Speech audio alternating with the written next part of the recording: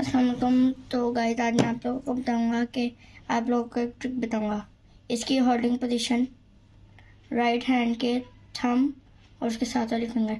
Thumb को आपने front side के राइट साइड के नीचे वाले ब्लॉक पे और इस वाले को नीचे, और इन दोनों को आपने यहाँ पे पीछे बैक पे ऐसे रखना है कि हिले मत, और इस थंब को यूँ आपने 2 दफ़ा अप करना है और 4 दफ़ा डाउन करना है। Practice this and you will have good speed. And another is R U R prime U. I don't use it well, but I'm not that slow. Another is this one. So I showed you like 3 to 4 tricks. So for today's video it's enough. Meet in the next video. Till then, take care. Bye.